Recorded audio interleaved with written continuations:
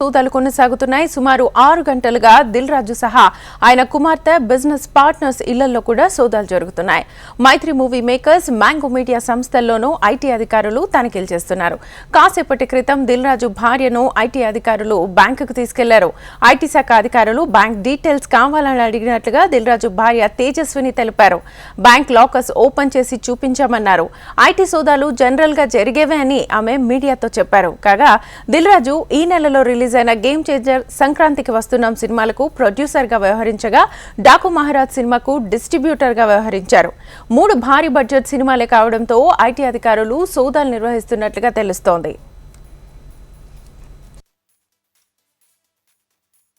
IT raids జరుగుతున్నాయి madam.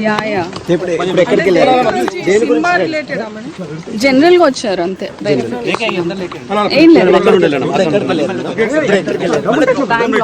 Bank locker ఇంకేం చేయలేదు అంటే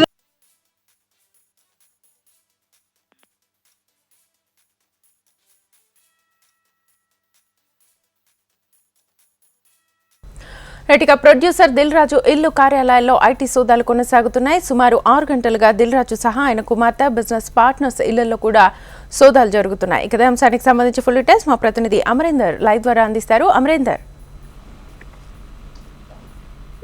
హైదరాబాద్ లో తెల్లవారుజామున 6 గంటల నుంచి ఐటీ సోదాలు కొనసాగుతున్నాయి. బడా నిర్మాతలే టార్గెట్ గా ఏదైతే భారీ బడ్జెట్ తో నిర్మించిన సినిమాల లక్ష్యంగా ఏదైతే దీనికి సంబంధించిన నిర్మాతలు వాళ్ళందరి ఇంట్లో కూడా ప్రస్తుతం అయితే ఐటీ అధికారులు అయితే సోదాలు అయితే నిర్వహిస్తున్నారు. సుదీర్ఘంగా 8 గంటలు గడిచింది. 8 గంటల నుంచి ఐటీ అధికారులు ఇంకా సోదాలు అయితే నిర్వహిస్తున్నారు. మరి కాసేపట్లో సోదాలు ముగిసే అవకాశం అయితే మనకు స్పష్టంగా అవపడుతున్నాయి. ఇప్పటికే దిల్ రాజ్ తో పాటు మైత్రి మూవీ మేకర్స్, మరోవైపు మ్యాంగోకి సంబంధించిన మీడియా ఏజెన్సీలో ప్రస్తుతం అయితే సోదాలు అయితే నిర్వహిస్తున్నారు. మొత్తం 8 చోట్ల 50 బృందాలుగా విడిపోయి అయితే ఐటీ అధికారులు అయితే తనిఖీలు అయితే నిర్వహిస్తున్నారు. అయితే భారీ బడ్జెట్ తో మూవీలు నిర్మించడం, ఆ తర్వాత భారీగా కలెక్షన్లు కూడా వస్తుండడంతో దీనిపైనే ఐటీ శాఖ అధికారులు రెగ్యులర్ తనిఖీలో భాగంగానే ప్రస్తుతం అయితే సోదాలు అయితే నిర్వహిస్తున్నారని చెప్పుకోవచ్చు. ముఖ్యంగా 50 చోట్ల తనిఖీలు నిర్వహిస్తున్న క్రమంలో చాలా చోట్ల బ్యాంకర్లకు సంబంధించి లాకర్లు ఓపెన్ కావాలని ఇప్పటికే ఐటీ అధికారులు పట్టుబడడంతో దానికి సంబంధించిన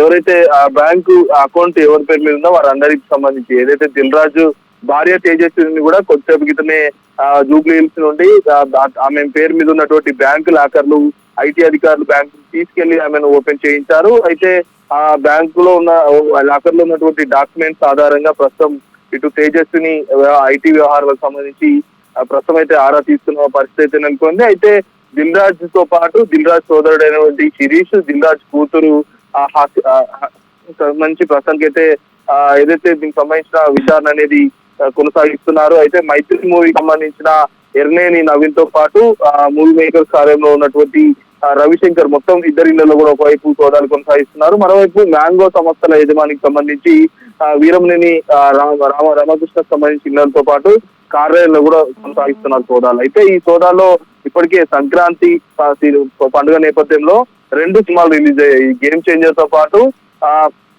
సంక్రాంతికి వస్తున్నామనే 2 సినిమాలు కూడా దిల్ రాజు నిర్మాతగా ఉన్నాడు. ఇందులో భాగంగానే అంటే భారీగా బడ్జెట్ పెట్టడం, బడ్జెట్ లో ఎవరెవరు ఎంత పెట్టారు, దానికి సంబంధించిన ఐటీ హెచ్చుతగ్గుల గురించి ప్రస్తుతం ఐటీ అధికారులు అయితే వివరంగా తెలుసుకుంటున్నారు. గత 4 సంవత్సరాల నుంచి 2021 నుంచి ఉన్నటువంటి బ్యాలెన్స్ షీట్స్ తో పాటు ఇప్పుడు ప్రజెంట్ మెయింటైన్ చేస్తున్న బ్యాలెన్స్ షీట్ కి సంబంధించిన వివరాలను ప్రస్తుతం ఐటీ అధికారులు తెలుసుకోవడంతో పాటు దానికి సంబంధించిన పత్రాలను కూడా స్వాధీనం చేసుకున్న పరిస్థితి నెలకొంది. అయితే దిల్ రాజు ఎస్వీసీ బ్యానర్స్ తో కొన్ని థియేటర్స్ కావచ్చు, మూవీస్ కూడా నిర్మిస్తున్న నేపథ్యంలో ఎస్వీసీ బ్యానర్ సంబంధించిన వ్యవహారాలపై కూడా ఐటీ అధికారులు దృష్టి సారించారు. అయితే ఇదే కాకుండా దిల్ రాజ్ కు కన్సల్టెన్స్ కంపెనీలు ఉన్నట్లుగా తెలుస్తుంది. ఈ కన్సల్టెన్స్ కంపెనీలు ఎవరి పేరు మీద ఉన్నాయి, ఎవరెవరు ఇందులో పెట్టుబడిదారులుగా ఉన్నారు, పెట్టుబడిదారులో ఉన్న అందరూ డబ్బులు ఏ విధంగా చెల్లిస్తున్నారు, ఆ ఐటీ పనులకు సంబంధించి హెచ్చుతగ్గులపై ఆరా తీస్తున్నారు.